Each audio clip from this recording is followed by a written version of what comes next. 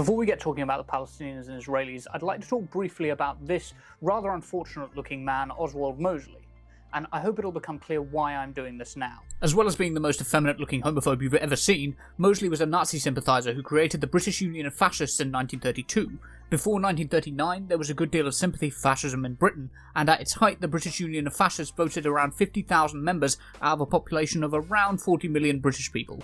This means roughly 1 in every 1,000 British people was a member of the British Union of Fascists at its most popular. Britain has a long history of anti-Semitism and anti-Semitic policy, so this isn't really surprising. I'm not saying that the British are innately barbaric and in dire need of education, but you've got to admit it really couldn't hurt. I'm a Third Reich historian with 2 degrees specialising in this particular field, which is clearly the only kind of field I know because I've never touched grass, look at me. So I'm really going to enjoy sharing my knowledge with you all, but please bear in mind that I don't know everything about this field, and it would be really great if you could read some of the books that have been written by real experts on this. I've listed some of them in the description below, and they were some of the best ones that I read. I found them really interesting. I hope you will too. In October 2015, Benjamin Netanyahu gave a speech in which he talks about this man, Hashem al-Husseini, the Palestinian Grand Mufti of Jerusalem during the 1930s and winner of the historical figure who looks most like Ryan Gosling in the 2020s. This particular section of Netanyahu's speech captured the attention of the world for the way that it centered the Grand Mufti in the foundation of the Holocaust as a campaign of extermination. Hashem al-Husseini, who was later sought for war crimes in the Nuremberg trials because he had a central role in fomenting the final solution. He flew to Berlin. Hitler didn't want to exterminate the Jews at the time. He wanted to expel the Jews. And Hashem al-Husseini went to Hitler and said, if you expel them, they'll all come here. So what should I do with them? He asked. He said, burn them. The obviously shocking aspect is how Netanyahu seems to suggest that a Palestinian had put the idea for the Holocaust inside of Hitler's head rather than Hitler himself being responsible. It's Holocaust revisionism in a way. Now, Netanyahu is not alone in this idea. Some historians who I'm extremely skeptical of, like Rubin and Schwanitz, take a softer approach of arguing that Hitler's alliance with the Grand Mufti meant that deportations to Palestine were no longer viable, and so the extermination campaign became inevitable. Note that Rubin and Schwanitz aren't arguing that the idea came from the Grand Mufti, like Netanyahu is, but this need to centre a Palestinian in a European atrocity is a consistent theme I see in people who take a fragmented view of the history. There's actually no doubt that the Grand Mufti, who was a personal friend of Heinrich Himmler and a raging anti-Semite, was an ally of the Nazis who actively participated in the Holocaust. There's a clip of pro-Palestinian activist Rathbone, who I usually agree a lot with, where he mentions al-Husseini in passing. Who was the president of Palestine before 1948? Gotcha. Palestine didn't have what we in the West call presidents. They were called Grand Muftis. And before 1948, the Grand Mufti was Amin al-Husseini. What? And it really seems like important context to mention that this guy was a Nazi sympathiser who actively encouraged the Third Reich's genocide. It seems remiss of Rathbone not to mention this when he's talking about al-Husseini as the president of Palestine, because I can just see well-intentioned pro-Palestinian activists citing and then defending al-Husseini without knowing that he was a Nazi ally and actively complicit in the Holocaust. Al-Husseini was heavily involved in the 1930s Arab uprisings against the British and European colonial rule over the Middle East, and attempted a coup against the British-backed Iraqi monarchy on behalf of the Axis powers in 1941, and when this failed he fled to Berlin where he met with Hitler. So that's some of the background. The problem with Netanyahu's claim that the Grand Mufti was the real mastermind behind the Holocaust is that it doesn't actually add up with any of the evidence. Now, there are 3 obvious counter-arguments. The first is rhetorical, the second is to do with historiography and when these events took place, and the third is to do with how important the Grand Mufti was to the regime and his overall importance in world politics. So firstly, the rhetorical evidence shows that Hitler was already comfortable with speaking openly about annihilating the European Jews. It's kind of what he's known for, really, and had only gotten more rhetorically explicit throughout the 1930s. In a speech to the Reichstag on the 30th of January 1939, Hitler said that if the Jews began a Second World War, and of course he scapegoated the Jews for absolutely everything, then the result would be the annihilation of the Jews in Europe. So Netanyahu's claim that he didn't want to exterminate the Jews 2 years after making this speech holds water about as well as an Ocean Gate submersible. The second counter-argument is that the timing and historiography don't add up. So historiography, for those who don't know, is basically the debate between historians and the development of better arguments about the cause and processes of historical events. I know, I need to go outside. Look, I'm sorry, it's important for what I'm about to say. In the case of how the Holocaust was carried out, the historians tend to fall into 2 camps, the intentionalists and the structuralists. The intentionalist position from historians such as Reitlinger, Hilberg and Davidovix is that Hitler had a grand plan for the Holocaust which was carried out on his direct orders proceeding from the top down. down. The structuralist position from historians such as Streit, Mommsen and Brodsatz is usually that the process didn't happen like that, and although it was carried out with Hitler's knowledge and approval, it was local groups who initiated killings based on vague anti-Semitic rhetoric from above, which was then given official sanction after the fact to become official state policy. This idea is often called cumulative radicalization, and it's similar to stochastic terrorism, where far-right thought leaders radicalize their followers, but the decision to actually carry out attacks is taken by the followers themselves. The leaders then have plausible deniability in some sense. I would identify more strongly with the structuralist camp, so I do want to emphasize that structuralism doesn't deny Hitler's knowledge or approval of the killings, but this is about how the process unfolded. This process was the ad hoc excusing of slaughter, slowly becoming systematic killing. And this is what acclaimed historian Christopher Browning described as a mere quantum leap in anti-Semitic policy from expulsion to extermination. The intentionalists often do believe that there was a single Führer order, a moment when the order came down from the top. So how does this fit in with the Grand Mufti? Well, kind of badly, as all the leading intentionalist historians say that the Führer order would have to come sometime between the spring or summer of 1941, and Hitler didn't meet the Grand Mufti until November 1941, so unless Netanyahu is arguing that the Grand Mufti was so evil that his evil seeped back in time and made Hitler issue an order for the Holocaust 6 months before they even ever met, then that doesn't really add up. The third obvious counter-argument is that this massively exaggerates the power of the Grand Mufti, who wasn't very influential over Hitler or any of the Nazi leadership. Hitler himself only met the Grand Mufti once. He wasn't in Hitler's inner circle. The historian Christopher Browning wrote an excellent article responding to Netanyahu's comments, where he said that the Grand Mufti's importance was being exaggerated in a, quote, shameless attempt to exploit the Holocaust to deny Palestinian statehood. But I'm sure that's something that Benjamin Netanyahu and Likud would never do, right? Right? They wouldn't exploit the Holocaust in order to deny the Palestinians a state, right? It's worth saying now that Christopher Browning is one of the best historians on the subject of the Holocaust and a supporter of the Palestinians. I can't recommend his book Ordinary Men, Reserve Police Battalion 101 and the Final Solution in Poland highly enough. It's a really harrowing, in-depth study of the people who actually carried out the Holocaust on the ground in Eastern Europe and how we should think about them. The best historians are typically those with a good working knowledge of the subject and the previous debates between historians. So it's safe to say that Netanyahu's claim that a Palestinian was the cause of the Holocaust doesn't actually hold any water when you think about it. But what about the wider question? How culpable is Palestinian culture for their cooperation with the Nazis during World War II? What were their attitudes towards the Third Reich? And how influential was al-Husseini's complicity with the regime of the Third Reich? A good way to start is to look at one of the initial mistakes that people always make when looking at the Third Reich and the Palestinians. And it's the same mistake they always make when looking at the Third Reich, and that's to take their propaganda at face value. Don't take it at face value. Nazi propaganda was as dishonest as Boris Johnson taking a vow of fidelity, and the propaganda in the Middle East was no exception. The propaganda was wholly discordant with the actual beliefs and policy goals of the Nazis, who thought of both the Jews and the Arabs as racially inferior, but were willing to ally with one group in order to eradicate the group they hated more. Jeffrey Herf is the leading expert on wartime Nazi-Arab propaganda, and Herf is careful to highlight that the propaganda exaggerated the importance of the Middle East significantly.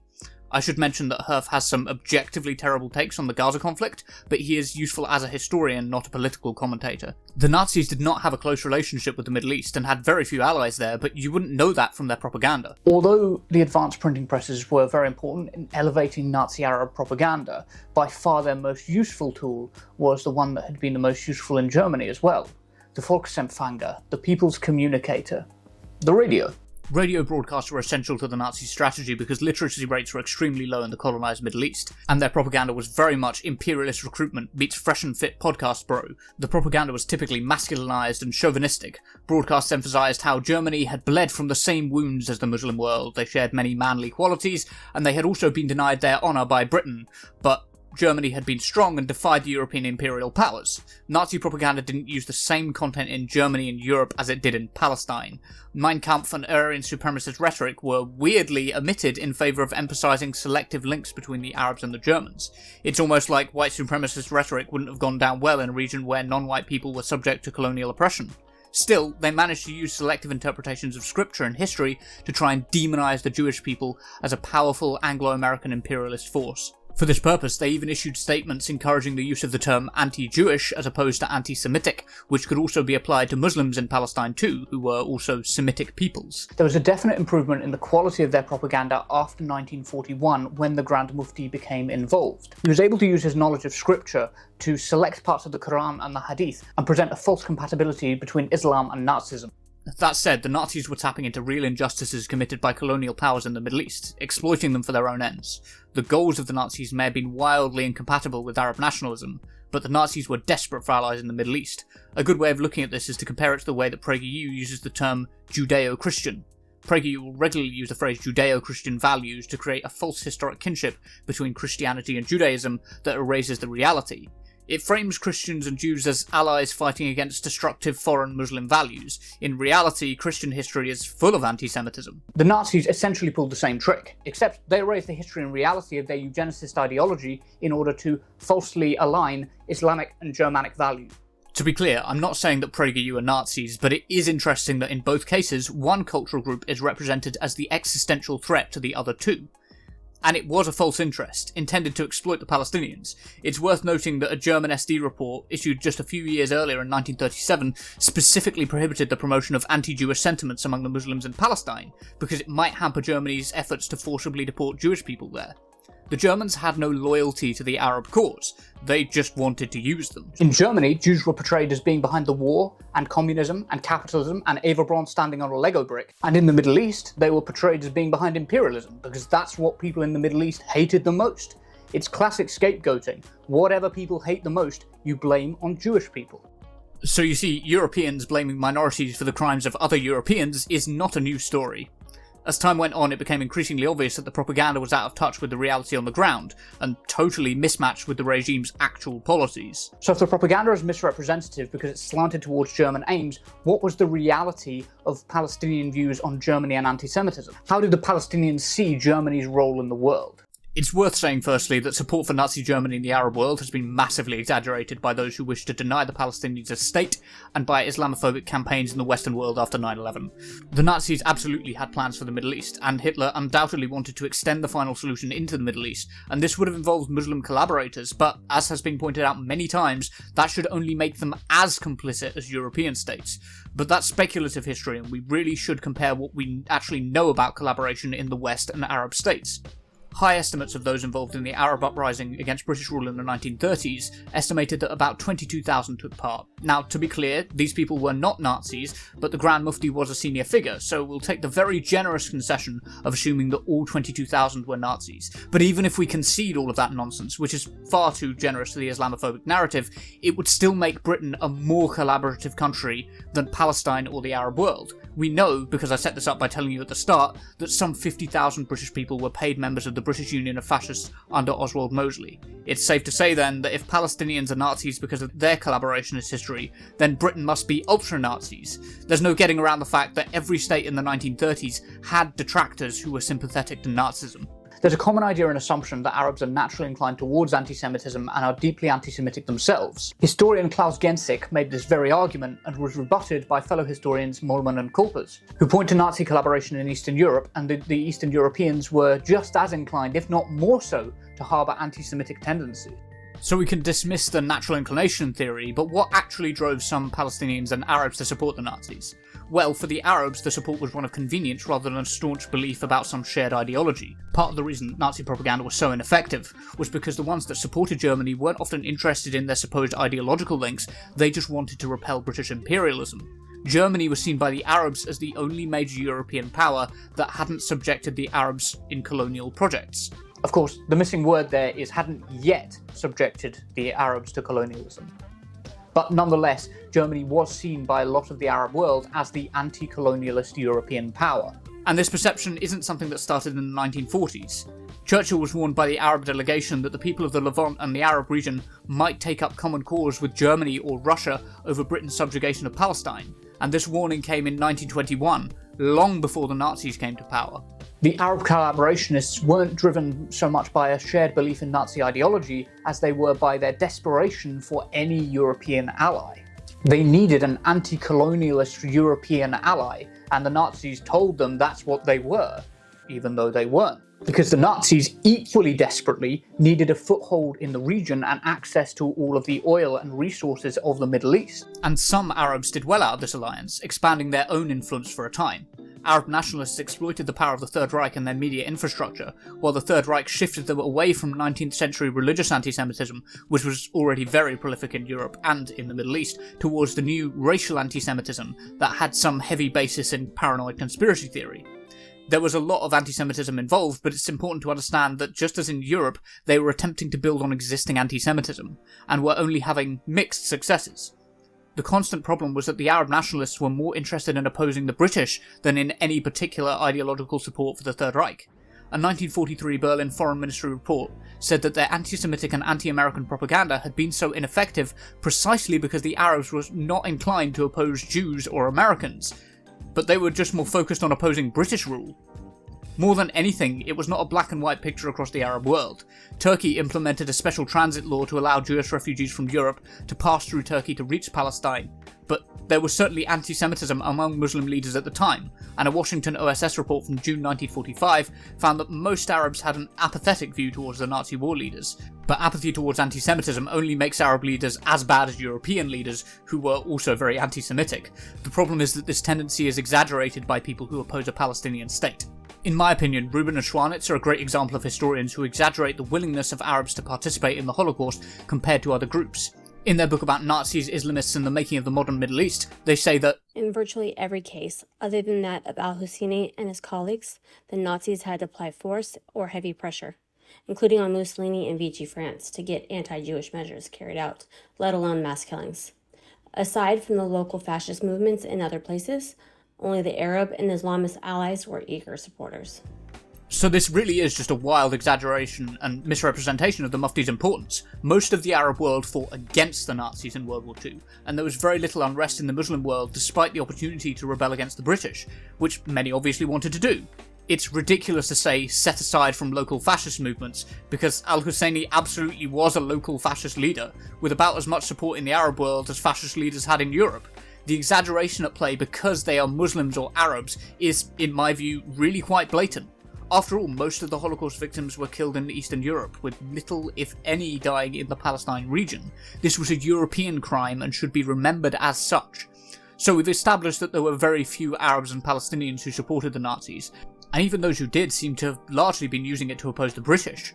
Al-Husseini was exceptional, even among the exceptional, when it comes to Arab perceptions of the Nazis in the 1930s and 1940s. We spend far too much time looking at the allies of the Nazis and their perspectives, but you can't really understand the alliance until you understand the Nazis' perspectives on them. They did not view them as equals, and there's a heavy contrast between the Arab collaborationist perspective, the public-facing image of this alliance, and the reality of the Third Reich's perspective. It was very different. It's important to underline that Hitler himself thought that the Palestinians were racially inferior, despite all the propaganda about their shared qualities. He described them as, at best, lacquered half-apes anxious to experience the lash. So this wasn't a group of people he had any respect for whatsoever. All of the Palästinerdeutsche, the Palestinian Germans, were exiled or imprisoned in Germany in 1939. Hitler had no time for them except where they could be politically weaponized. Where it was politically expedient, his tune changed, and he was willing to get into bed with them. Hitler's anti-Arab racism was so infamous in the Muslim world that the Egyptians threatened to boycott the 1936 Berlin Olympics over it, and they only relented when the Germans agreed to distinguish between anti-Semitic and anti-Jewish policy. But the regime was absolutely racist against the Arabs, just less so than they were against the Jewish people. The same way the regime allied with the Soviets to invade Poland, they were allying with the Arab world to attack the Jewish people, but this was a marriage of convenience, and there was every sign that the Nazis would betray the Arabs as they betrayed the Soviets. Their goals were completely incompatible, but the Nazis were desperate for allies in the region because they needed access to the oil resources there. Racism could wait if it meant that they could win the war in North Africa and the Middle East. And despite all their propaganda, the Nazis didn't want an Arab state. They wanted their own colonial authority over the Middle East. When they met in person on the 28th of November 1941, the Grand Mufti asked Hitler directly if he would back Arab independence, and he fully dodged the question. He said that the time wasn't right, and once they had been victorious in the region, Germany's objective would then be solely the destruction of the Jewish element residing in the Arab sphere under the protection of British power. His answers weren't about Palestinian rights, but about hating Jews, and as the war progressed, the Grand Mufti was sidelined and increasingly just screaming into the dark while being ignored by the Nazi leaders. When it came to the Jews in Europe, Germany had a policy of extermination which replaced the policy of expulsion after 1941, but all over the Reich, various polycratic branches of the empire were allowing Jewish immigration to Palestine in small numbers, very, very small numbers, if it served their interests at the time, and this pattern increased considerably in 1943, the same year that the Mufti wrote that the Arab Nazi groups were deeply offended that their friends, partners of the Axis power, are furthering Jewish English objectives by permitting the transfer of Jews, agents of the British and communism, and enemies of the Arabs in Europe, to Arab Palestine. And it wasn't just a coincidence. Hitler didn't actually care about Arab independence either. On the 8th of June 1944, Hitler and von Ribbentrop signed off on an agreement to exchange German prisoners of war for Jewish concentration camp victims who would be transferred to British Palestine. Because Hitler knew he'd lost power in the Middle East, so he stopped pretending to care about Arab independence, which he never really cared about in the first place. When you understand this, it's easier to see why I'm so skeptical about Rubin and Schwanitz trying to exaggerate the importance of the Nazi-Arab alliance. The Nazis really did not care about the Arab world. The day after America declared war on Germany, Hitler claimed he had allies in the Middle East to depend upon too, and published the photo of his meeting with the Grand Mufti that you see here. Rubin and Schwanitz claimed that this shows how much importance the Germans gave to al-Husseini and the alliance with his forces. The reality is that this is massively exaggerating the Mufti's importance. Hitler was bluffing.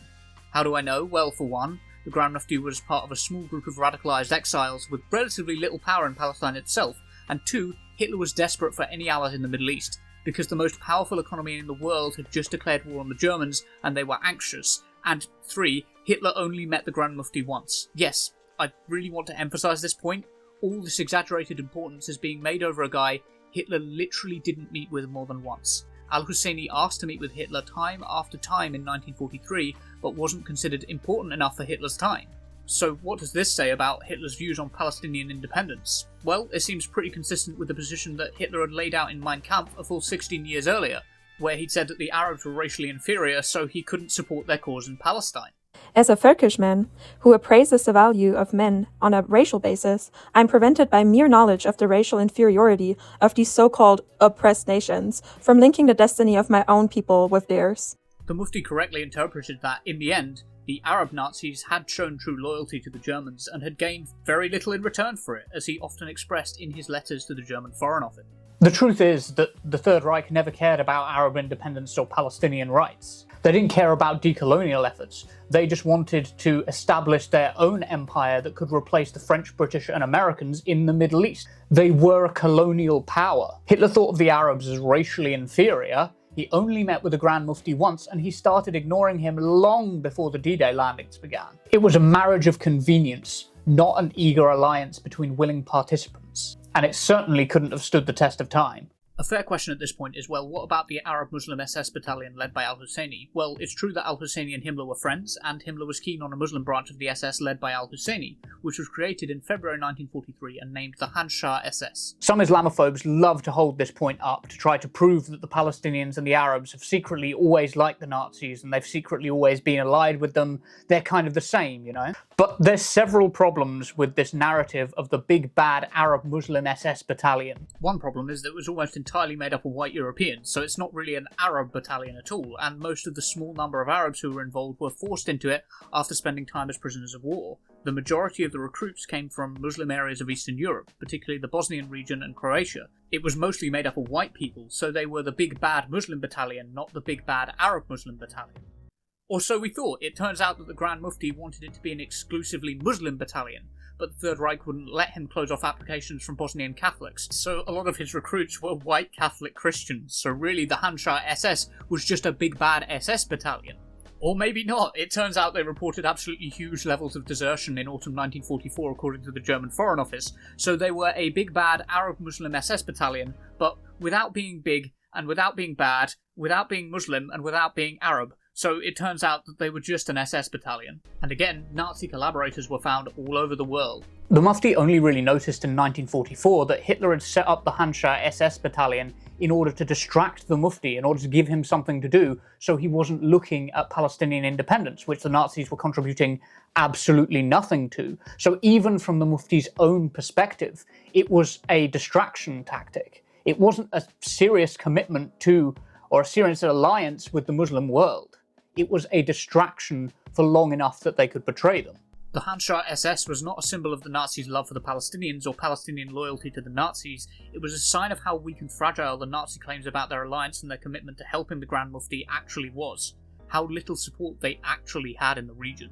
The Grand Mufti was highly anti-Semitic, as were a lot of Palestinians, Egyptians, and Europeans. But he's not representative of Palestinians as a whole, and certainly not representative of the Muslim world as a whole. That said, I don't want people walking away with the impression that Nazism and Zionism were allied either, so we should talk a little bit about the Nazis, the Zionists, and the Havara Agreement. Unfortunately, a lot of anti-Palestinian misinformation has led people to become a sheep of the other herd and not claim that the Palestinians were Nazis, but claim that the Zionists were secretly allied with the Nazis. This is untrue, it's just simply a lie, and the misinformation has taken many different forms. On the extreme end is David Irving, a Holocaust denier who was tried in Austria in 2005 for spreading misinformation in his historical writings. One of the claims that he made was that the 6 million figure was exaggerated and that a Zionist underground, the Haganah, had secretly transported these millions of Jews to Palestine, where they've given new identities. As leading historian Richard Evans points out, Irving actually provides no evidence for his claims about the Haganah, and the documents we have on the death marches, birth data and testimony from both the victims and the perpetrators is consistent with the 6 million figure. When it comes to deniers who mention Palestine, Irving is definitely on the more extreme end of the spectrum though. A lot of people just tend to look at the Havara Agreement, the agreement that the Nazis signed to have Jewish people emigrate to Palestine with the Zionist movement, and presume that this means that they were secretly allies or closer than most historians are willing to admit. The problem is that this is only looking at a single aspect of the Third Reich's attitude to Zionism and extrapolating far too much from it. It's a bit like pointing to the Nazi-Soviet Non-Aggression Pact to prove that the Nazis were secretly allied with the Soviets. There's a bigger history that needs to be explored there. The Nazi regime can't actually be described as being pro-Zionist because political Zionists want a Jewish state in the Levant, and the Nazis were vociferously opposed to a Jewish state being established. Interestingly, the Peel Commission plan, which first proposed dividing Israel and Palestine into Israel and Palestine, was opposed by both the Zionists and the Nazis, but for opposite reasons. The Nazis didn't want to see a Jewish state, and the Zionists didn't want to see a Palestinian state. Once again, it's this weird thing of a marriage of convenience on certain points. Even while the Nazis opposed the creation of a Jewish state, Lebanese historian Gilbert Akar pointed out that they worked hard to hide their encouragement of Aliyah Bet, the illegal immigration of Jews to Palestine, from their Muslim allies in the Middle East. The Nazis were setting up deception for both their Zionist and Arab allies, and sadly there really were some German Zionists who were willing to work with the Nazis to combat undesirable mixing and support the persecution of assimilationist Jews, that's Jews who want to have full rights and remain in Germany, who these extreme Zionists regarded, ironically, as traitors to their race. The regime inside Germany did give a small amount of concession to anti-assimilationist Zionist groups who encouraged German Jews to emigrate to Palestine, and they were exempt from certain restrictions placed on assimilationist Jewish groups and held up as tokens in the 1930s to combat claims of anti-Semitism internationally. But individuals within these groups were treated just as poorly and persecuted as much as any other individual Jewish Germans. Again, the Nazis worked with the Soviets despite hating communism, and they worked with the Zionists despite hating Jews. You cannot take what the Nazis say at face value. It's no coincidence that the German-Arab alliance really came into force after 1941, the same time that the Zionist groups outlived their usefulness to the regime, as this is when there was a big shift away from expulsionist ethnic cleansing towards exterminationist ethnic cleansing, although both still do qualify as genocide, and I want people to bear that in mind. Studying the Nazis by only looking at what they say is almost always a path to misinformation because they were so deceptive about their true aims and intentions, even to their own allies. The propaganda broadcasts in the Middle East often exaggerated Jewish power, but also the significance of the Middle East in general. In the 1940s, eyes were fixed on Berlin, not Jerusalem. Another mistake that I often see people making is looking for simple answers based on one or two pieces of information and ignoring the wider context and structure of the regime. For example, someone with a conspiracy outlook might learn about the Havara Agreement or the immigration increases in 1942 as German officials spared some small numbers of Jewish people in return for German prisoners of war, and assumed that this meant that there was a secret Zionist-German alliance behind everything. In reality, the Zionists were actively working against Nazi Germany to arrange Jewish refugees escape to Europe and fight back against the Nazis. And the idea that the Nazis were secretly allied to the Zionists or the Arabs is a misinterpretation. Decision-making in the Third Reich was not a simple matter of top-down communication. Below Hitler, the regime had a polycratic structure, with decisions being made beneath Hitler by his underlings and then gaining his sanction at a later date. This is how disputes between Himmler and Goebbels, or Göring, or Heydrich, or Rosenberg were often solved, but it left a trail of half-made decisions for people to pick up and be misdirected by, looking back historically. In the case of deportations, for example, Eichmann personally intervened to stop Jewish people in Hungary, Romania, Bulgaria and Turkey from being allowed to escape the Holocaust, but Antonescu in Romania had secured agreement from somewhere else in the German government for the deportations. Someone might conclude that Antonescu's agreement meant that the Third Reich was secretly working with the Zionists, but this is an oversimplification that doesn't account for the fact that Eichmann and others were actively campaigning against the deportations. If you're looking for a single cause or position based on a single decision, without accounting for how chaotic and contradictory the decision-making in the Third Reich was, you're probably going to get things wrong when it comes to understanding the Third Reich. In truth, those saying that the Palestinians were secretly the allies of the Third Reich are just as wrong as those saying that the Zionists were secretly the allies of the Third Reich. Neither of these two groups were secretly allied with the Nazis. Our current political climate and the injustices that we see going on in Gaza shouldn't allow us to rewrite history and remove all of the complexities from such a complex political topic that deserves so much care and attention. The blame for the Nazi regime should remain with the Nazi regime. There is a lot of complexity to the Third Reich's relationship with historic Palestine and the Zionist movement. I hope that what you'll take away from this video is not to turn Nazi history into the fault of Zionists or the Palestinians, but to keep the focus where it belongs, on decisions being made in Berlin and Europe by European leaders who committed terrible atrocities under a red, white and black flag.